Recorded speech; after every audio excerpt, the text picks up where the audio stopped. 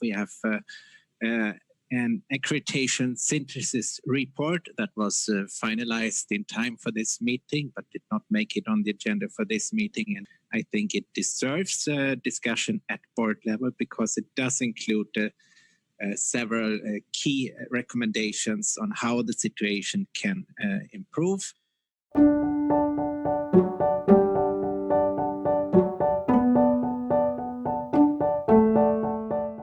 Well, we conducted this synthesis study on the accreditation function of the GCF, and this was a desk-based study. Therefore, we didn't use traditional evaluation methods and we didn't collect primary data, and there was not any contribution. Instead, we used a combination of critical review and qualitative meta-analysis methods. And finally, we conducted semi-structured interviews.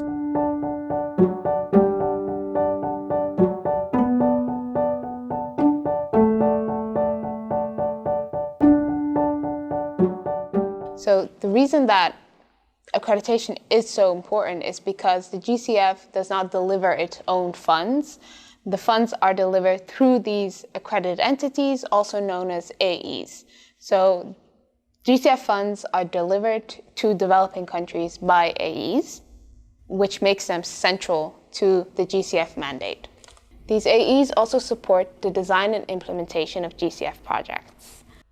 In the current GCF architecture, there is no clear vision or strategy statement on accreditation.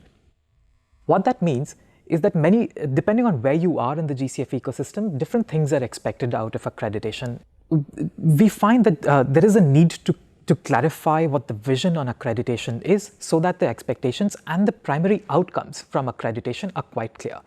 In the updated strategic plan of the GCF has committed a fairly ambitious direction. So in the strategic plan, it's stated that the funding commitment to DAEs will double over GCF1. In our assessment, we find that even if GCF doubles its funding commitment to direct access entities, by the end of GCF1, their funding commitment will still be only 25% of the overall GCF project portfolio.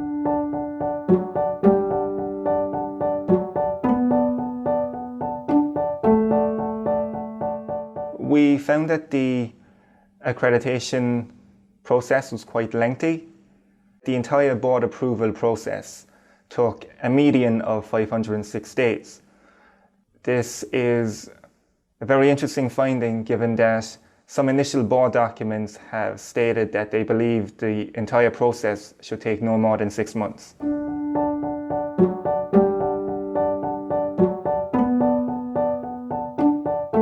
The alignment of AEs with GCF is of particular relevance given that we are coming up to the reaccreditation process for many of these AEs.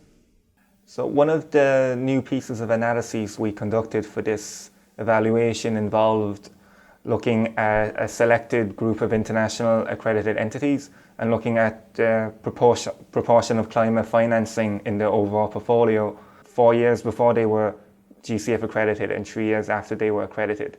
As you can see from this visualization, there has been an unclear trend.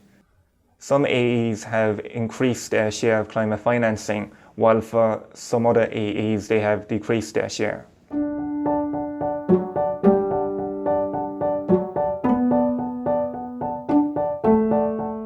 For the GCF board, we are saying two things that they should or could consider as they go along.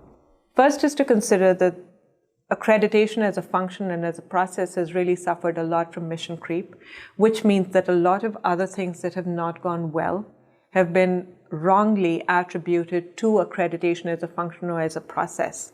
How this can be redressed is by essentially building a strategy for accreditation, which lays out the business standards, the key objectives, the key aims that accreditation itself should try and achieve over the next year, over the next 2 years, over the next 5 years. The second thing that we are requesting the board to consider is to rethink accreditation governance.